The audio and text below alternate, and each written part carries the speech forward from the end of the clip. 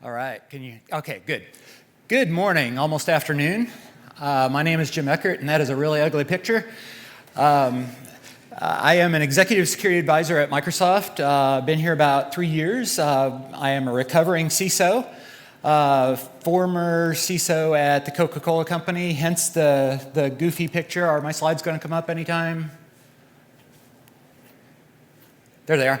Hence the goofy picture there. And then I was also CISO at Eli Lilly and Company for 5 years as well. So 10 years a practitioner and now working at Microsoft to actually advise organizations on their security strategies. And it's really a super fun job to look across organizations and see how they're approaching cybersecurity, cyber resilience, cyber risk, and the like. And so I'll spend the next 40 minutes or so talking to you about how I view this. And the topic of cyber resiliency is actually really interesting as organizations are moving into the cloud and moving away from their on-prem infrastructure, but more importantly, moving into more of a hybrid type of situation because few organizations are completely out of their on-prem infrastructure. And so the complexity that creates is really difficult to handle. And so it's represented by the diagram that you see here is, most organizations, had become comfortable with the idea that, we'll call it the castle and moat type of situation, which is, I've got my network perimeter, and if things are sitting inside of my network perimeter, then it's pretty safe. But we all know that, well, that's not true. It was never true, but that's what we had to deal with. But as we've had a bunch of different business pressures that have been facing us, whether it's how we enable our workforce to work differently, whether it's optimizing our operations, there's a number of different forces which are actually starting to, not starting, it's been happening for a while, to actually, cause us to consume a lot of IT services that are sitting outside of the network perimeter now. And so what that's actually doing is it's making it a lot harder to be cyber secure, harder to be cyber resilient. And so we've got to deal with the complexity of this because now we've got on-prem, we've got in the cloud, we've got a highly distributed IT infrastructure that we've got to deal with. And so I would argue that we've got a more complex, a broader IT attack surface. And so that really makes cyber resiliency a lot more complicated. And so we're going to get into some of that. And in addition to this is, when you think about as you move into the cloud, Microsoft being a cloud provider, when we think about resiliency, as a cloud provider, when you're in there, the cloud is the most attacked entity in the world. I mean, there's not a cyber attacker that we're not familiar with because they're all after the cloud. They're all after your workloads. They're all probing the cloud all the time. So we know a little bit something about resiliency ourselves. And so it's something that we're familiar with. It's something that we build into our tools. It's something that we can certainly talk about. But here's an interesting diagram, which I think kind of explains some of the difficulty with cybersecurity, the difficulty with cyber resiliency. Is from some of our own research, you can see how amazingly cheap it is to get into the cyber attacking business. I'll point out a couple of these. Organizations get fixated on 0 days. And I mean, they're certainly interesting and they're certainly something to pay attention to. But that's not where the cyber attackers are starting. I mean, the advanced cyber attackers, your nation states, they're interested in 0 days. But look at how much those things cost, $5,000 to $350,000 and upwards. And so they're really expensive to get into. So your common criminal is not getting into that. But look at compromised accounts. $150 for 400 million compromised accounts. That's amazing. $1 for 1,000 high fidelity compromised accounts. Look at ransomware. $66. And so really ransomware as a service has really driven up the prevalence of what Microsoft sees as human-operated ransomware, and really the prevalence of that. And it's the number one thing that is keeping our incident response teams busy. And so the sheer inexpensiveness of cyber attacks. I'll wait until I see the last camera go down before I move slides, because it's really a fascinating slide. And just to put in a plug, you can go and get some of this data from the Microsoft Digital Defense Report, which is available out at our booth, so you can get some of that data as well. But again, this makes cyber resiliency pretty difficult to achieve when you've got such cheap ways for attackers to go after you. And so what I'll spend the balance of my time talking about then is what we would say is 5 steps to cyber resilience. And so, we'll briefly, and we'll go pretty quickly, go through these 5. Embrace vulnerability as a fact of hybrid work and move to resilience. And so when I say hybrid work, don't think remote workers, think hybrid work. The fact that I'm partly on-prem, I'm in hybrid clouds, and so I've got a highly distributed IT infrastructure. Limit how far ransomware attackers can get, and so really intercepting them before they get to the bitter end, and so we'll talk about that. Elevating cybersecurity into a strategic business function. Yes, we've talked about this ad nauseum, but I love talking about this subject because making sure that we can get it as a strategic business function. If we can't get it there, then it makes everything else a lot harder. Recognizing that you may already have what you need to manage rising threats. And so the story here is, as we move further and further into the cloud, there's a lot of capabilities that are already there that you may or may not know about.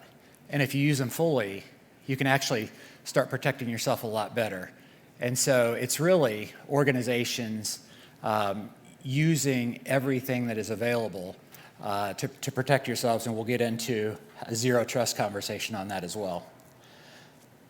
And then regretfully, we will end with talking about implementing the fundamentals of security. So we'll end on that sour note, I guess. But fundamentally, it's coming to grips with, the situation that, we have designed with reliability, designed things not to fail, and we've designed with prevention in mind. But those were, they're certainly worthy goals, but those were never going to be fully achievable. And they always assume that something is going to break, and then we're going to have downtime. And so fundamentally what we want to get to is really into a resilience posture where we can actually move through an incident, hopefully, so that we don't have to suffer downtime. Perhaps we suffer some degradation, but not downtime.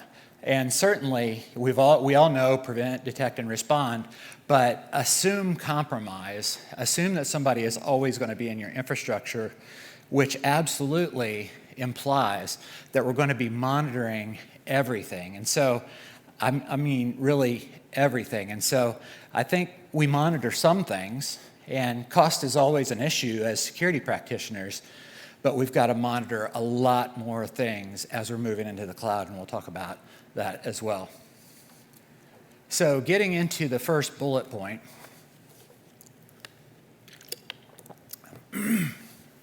embracing vulnerability as a fact of hybrid work and moving to resilience. And so each one of these is going to come with a little bit of a statistics slide. But I think it's interesting that, so all of these are going to be 500 people, 500 security leaders surveyed. 61% of security leaders say that the cloud is the digital feature most susceptible to attack. 2 out of 3 say that hybrid work has made their organizations less secure. 40% of all attacks last year and half of all cloud attacks significantly impacted the business, and 45% of security leaders say that productivity and collaboration is one of their biggest worries. So the graph on the right, though, I think is really interesting, and I'm not going to go through and drain this slide other than to say that the top concerns of security leaders, as they have articulated them in the orange, and the actual attacks that we have seen last year are pretty well correlated. And so when you look at, bless you, when you look at the top concerns, cloud misconfiguration, right up there at the top. So even above malware, even above phishing. And so now we've actually got to go in and start worrying about cloud misconfiguration. You see ransomware, you see DDoS. And so there's a number of different things that we've got to worry about in this hybrid situation. And so what I would say about this is that we've really got to start thinking about things in terms of more of a zero trust type of model, because as Microsoft thinks about this, there's some principles in play. One of them is at the top of this slide, and this isn't a sales slide, but it's verify explicitly, which means that what we really think is we need to take advantage of the magnitude of signals that we're actually getting into the cloud, and we need to take advantage of all available, machine learning to understand what is going on across all of the different IT resources that we're consuming, no matter where we're consuming them from, using least privilege access. And so we've got to get all of this under control, because as we move into the cloud, and as many people move into a multi-cloud situation, getting identity under control, privileged identity particularly, is really, really important. Especially if you can get into a situation where you can be, just-in-time access, no standing privileges, that kind of thing. Getting privileged identities under control is essential. And then, as I said, assuming breach, which means that you're always out looking for the attackers. And so what I'll say about this slide then is we have always, as security practitioners, focused on identities and devices as one of our primary control planes. And so, I log on, and so I authenticate, whether it's a strong authentication or whether it's a single-factor authentication, and I look at the security of the device. And then generally I get into the environment or I access the edge of the perimeter. But what we're focusing on in more of a zero trust type of posture then is some of the stuff on the right-hand side, which is how can I actually start moving security closer to the resources that are now needing to be secured. And so when we think about data, for instance, is it good enough to have data locked up in a LAN share or a OneDrive folder or something like that? Because what we know is when the attacker gets in and they bust up ACLs, then they're going to steal that data and it's going to be exposed anyway. So do we need to do digital rights management or something like that? So again, we're taking some of that trust away from ACLs and we're starting to actually protect the data. When we get into apps, I'm stunned at the number of organizations that we talk to that don't have some type of approach to protecting SaaS-based properties. So having a CASB in place or something like that. And so again, because when we think about zero trust, many organizations are still trusting that SaaS-based properties are going to, you can protect those with organizational policies, but they don't have controls in place to actually enforce those policies. Infrastructure and network, we'll get into a little bit in some further slides, but on the infrastructure, when you get into the cloud, clearly everything is software defined. It's configured. And so misconfiguration, as we saw on the other chart, is absolutely the new vulnerability in the cloud. Not only at the configuration time of the resource, but configuration drift over time. And then as organizations are getting into DevOps, SecDevOps, and the like, you actually get CIOs who are wanting to enable their teams to provision their own resources. And so we need to really get a handle on managing configurations and monitoring those over time. And then last but not least is, when it comes to the network, really taking that network perimeter, that flat network perimeter that we've always been dealing with on-prem and starting to deal with microsegmentation, getting encryption in place like we've always needed to. So from a zero trust perspective, that's one of the things that can help us deal with this hybrid cloud situation that we've got. Again, moving security closer to the resources that are needing to be secured. And then secondarily is when we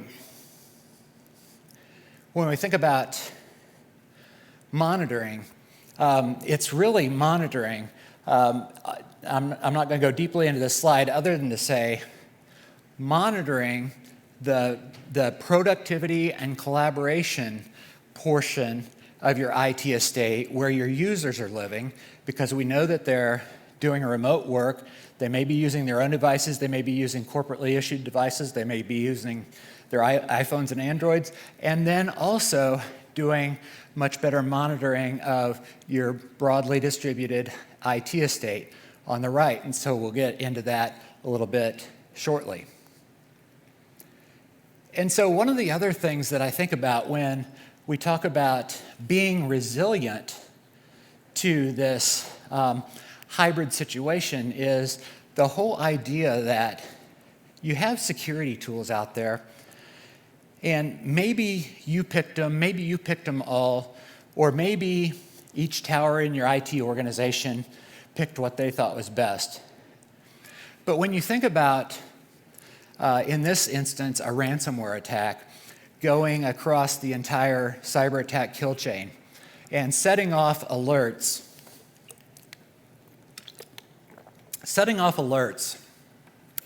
in each of the individual tools that you have in place. So here we've got a cyber attacker moving through. They came in through email. They compromised the endpoint. They moved around with identities. And then they started compromising workloads. I mean, we've got about 50 alerts going on in there. And what that ends up doing is your security analysts are out there actually looking at all of those alerts. They may actually be treating each of them as isolated incidents.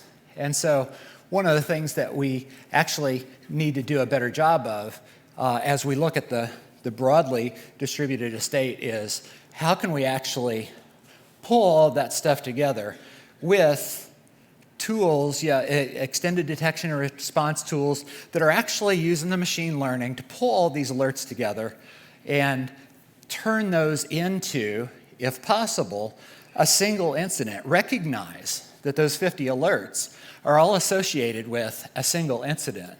And so correlate those, investigate those to save your SOC that effort, and remediate, if that's possible, to roll that all back. And so, again, in this hybrid situation is let's start getting some tools, and these are relatively new, but let's start getting some tools that can actually pull all of this together and automate the remediation of these before they even have to hit your SOC analysts. And so that can actually help us out with the situation of a hybrid environment.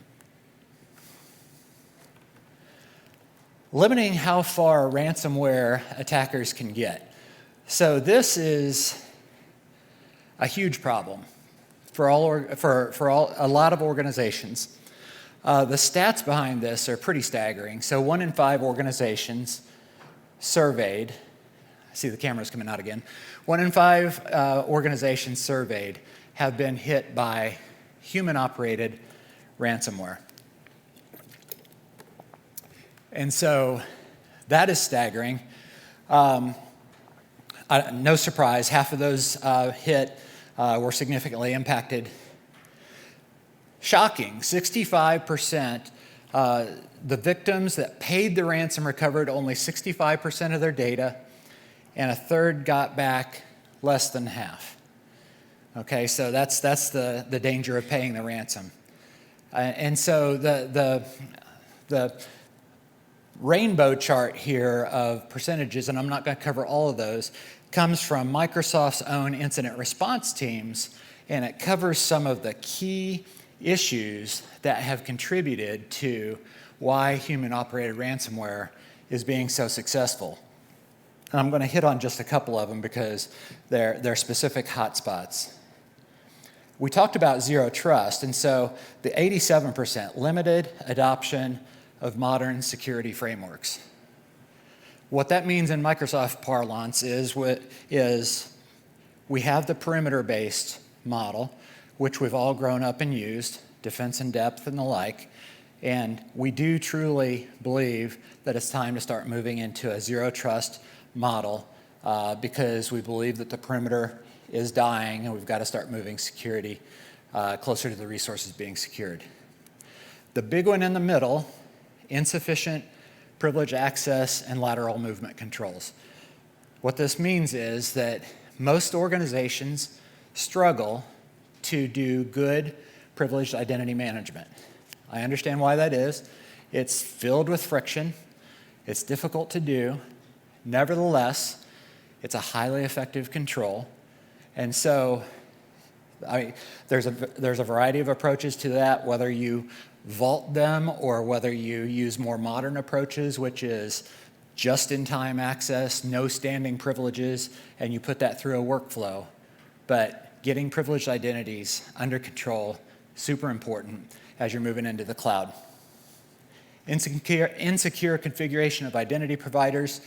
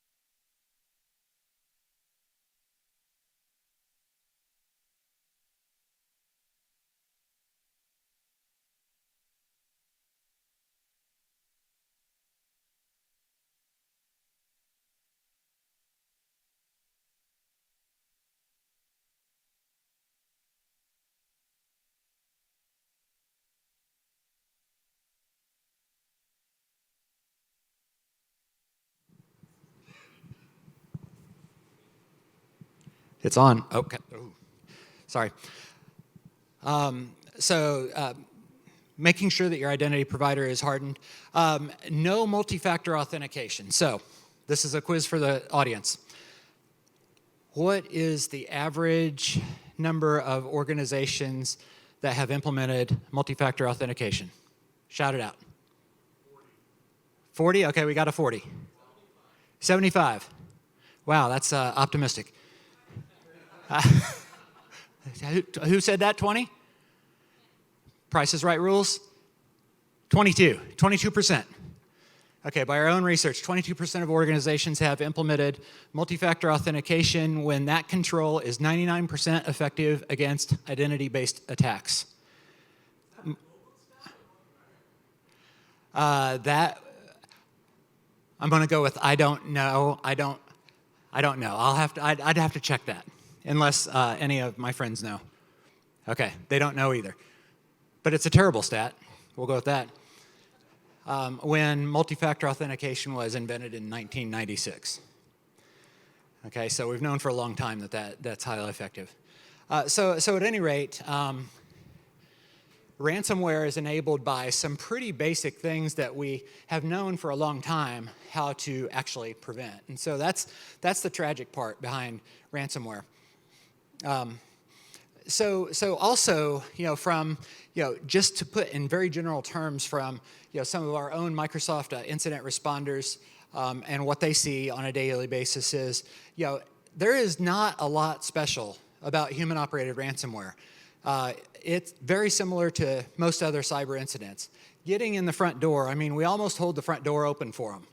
Okay, so getting in the front door generally comes in through a phishing campaign or some type of single-factor authentication issue, because the other 78% of people are not using multi-factor authentication. Or you're using some type of misconfigured RDP, brute force RDP, or VPN infrastructure that hadn't been patched. And so it's relatively easy to get into most environments. And so we know how to fix that. So please go and check your multi-factor authentication status. The next part, traversing and spreading, we talked about this. Privileged identity management is one of the biggest issues. I get that it's friction-filled. It's also highly effective when you do very good privileged identity management, use of privileged access workstations, and the like. Getting that under control, really, really important. Now the next part is the super special part about human-operated ransomware, which is when they actually go and seize control of your systems of operation, your systems of revenue. And this is where, and this is why, people actually have to pay the ransom, because your business is literally shut down. And so they own your systems of operation and revenue. And furthermore, they go and grab your backups too, so that you can't even recover. And so this is that extra special pat on the back so that you actually do go and pay the ransom. And so this is one of those areas where you've got to make sure that you've contemplated how you're going to do that backup strategy and how you're going to do your restore strategies, and actually start thinking through, what does a minimum viable your company look like? Because if you're like many companies, disaster recovery is one of those exercises that takes place if you have enough time during the year. And maybe you just do it for a few systems, but have you ever actually plotted out the whole network of systems that it would take to run your minimum viable company if it came down to that? And then you know that you have all the backups, immutable backups, that you can't get to the same way that the cyber attacker got to with the same identities that they used. Really important. So that's what I would say about the human-operated ransomware, is that special backup concern and making sure that you've got that under control. Okay? I'm going to speed this up a little bit because I'm watching the clock there. Elevating cybersecurity into a strategic business function. I know intellectually we all get this, but unless we have been successful at getting this elevated as a strategic business function, it's really difficult to get people to take things like human-operated ransomware seriously, and doing disaster recovery and business continuity seriously, and investing the money that it takes to do all of that. And so when I left one of my former roles as CISO, I put together this fun little diagram. I like it because it represented what I actually had to deal with. You can take a picture of this if you like. It represents the cat herding that I think almost all security leaders have to do. What it represents is the complete and utter misalignment that exists in most organizations, at the executive leadership levels, at the board levels, because nobody agrees on what their CISO should actually do. And so the CISO is really left to try and be the diplomat that satisfies all of those different people. But the reason that all of that misalignment occurs is because, in my view, they don't all have the belief that the organization is as vulnerable as it is, and they don't believe what the vulnerabilities are. I'll wait until that last camera goes down, and I'm happy to share these. And so when we think about over half of security leaders feel vulnerable to significant cyber attacks. Duh. Now, the way these are phrased is really interesting. 83%. Vulnerability is highly correlated with a mature security posture. And so what that means really is of those organizations that do fully believe that they are vulnerable, so they believe, they have a high security posture. And so what that means is they have convinced their management, and their management believes that there is high risk. They have achieved a high security posture. And so one of the techniques that I actually have used, and this is how you can actually drive this into cyber resilience, one of the techniques that I have used with some of my executive management in the past is this little cake chart, or whatever you want, layered chart, is walking them through and actually making them articulate, because I think you'll be challenged to find a piece of paper in your organization where anybody has written down who are the threat actors that we are going to acknowledge that we're afraid of. Write them down. And then, what are the assets that we actually think they would go after? And then ultimately, what are the vulnerabilities we think they would exploit to get after those assets? And so if you actually have an honest conversation about that and what their motivations are, then you actually start getting, I mean, this is nothing more than, ATV, asset, threat, vulnerability type of mapping, but getting them to actually talk about this, and if they agree on this, then you can actually start driving alignment that generates investment and starts driving things like your disaster recovery plans, your security program, and the like. And so getting executive alignment around these things is super important. Recognizing that you may already have what you need to manage rising threats. And so of these same 500 surveyed security leaders, what they actually have said as they're moving into the cloud, and they recognize the promise of moving into the cloud and how their hybrid infrastructures are working, is that 28% of them see networks as a significant security concern, as less of a significant security concern 2 years from now than they are now. Really, IoT and OT are the ones that are remaining constant. Everything else on this chart, you can see, are starting to decline in significance of these people surveyed. And that's because the tools that you're finding inherent in the cloud to manage some of these risks and to specifically secure these resources where these resources are available. And so, again, as I started the conversation, is we're moving away from perimeter-based security to actually securing the resources where they are. You're starting to actually see that taking place, and security leaders believing that that is going to help them secure the resources where they are and monitor and detect and all of that good stuff together.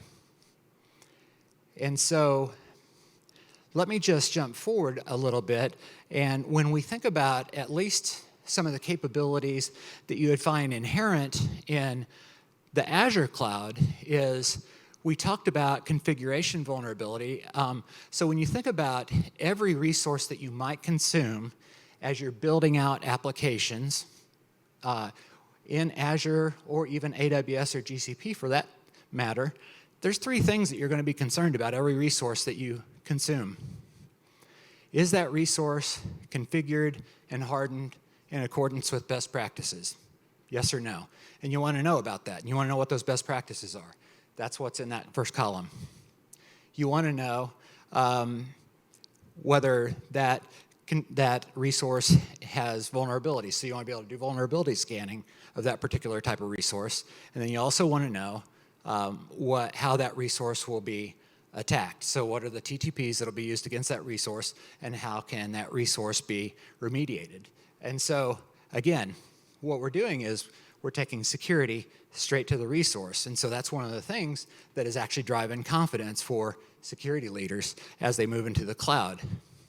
And so when we think about it, these types of capabilities are being extended into all clouds so that you can really start building with confidence a hybrid infrastructure where you can actually manage all these resources, secure them, but then pull all this data together through tools like extended detection and response types of tools. Last but not least, implementing the fundamentals of security. So, holding the door for the enemy 2 decades and counting. And so 90%, 98% of basic security hygiene still protects against 98% of attacks. And so the same things that we have known we should be doing all along are still highly effective. We're just not doing them. Either because they cost too much, we don't have support for them, they add friction.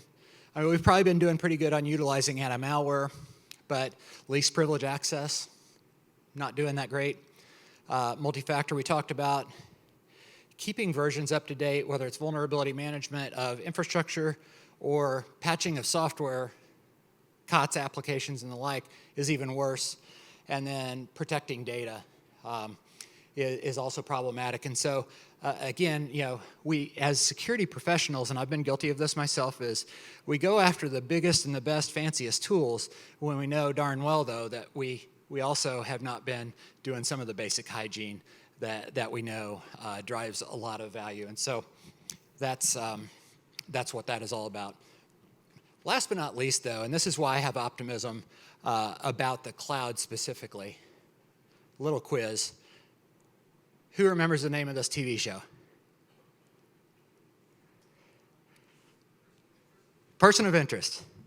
And what was the hallmark of person of interest in this context?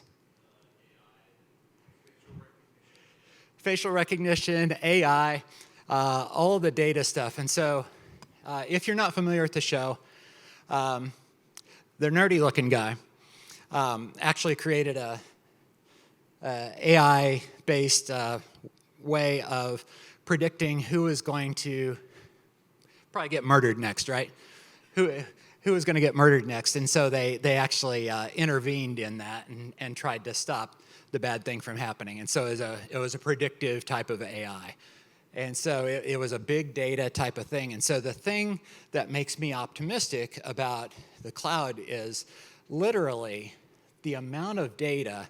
I mean, the cloud, you can at first think it's scary, or you can actually think about the cloud as, wow, there is just a vast trove of data that we can skim off of the cloud, that we can use to drive security, drive our security tools, drive threat intelligence. And so I won't read the numbers to you on this other than they're extraordinary numbers that we run machine learning off of. And so rather than thinking about static controls that or rules-based controls that we have, as security practitioners, had to implement over time, now we're getting much more dynamic, data-driven capabilities built into security where we just have to watch over a vast array of things. And so now we're looking over a vast array of vulnerabilities rather than just saying, you can't do this. We're going to watch and reason over the entire environment and all of these signals. And what Microsoft today would say, we reason over 68 trillion signals a day to feed into our own security tools. And that helps us actually generate indicators of compromise, threat signals, and the like. And so that's how we actually do get comfortable operating in a hybrid environment, because we're always looking for signs of compromise that are based on how we're putting together all of this data from endpoints, authentications, and the like.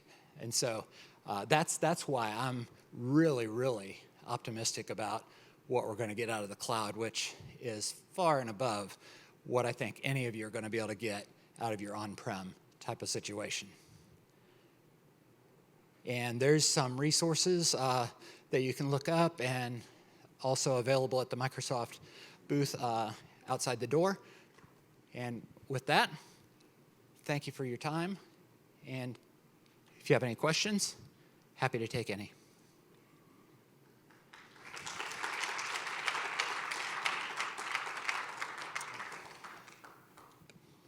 Steve, you want to share your contact information? That's not on the slide. It was on the first slide, and I will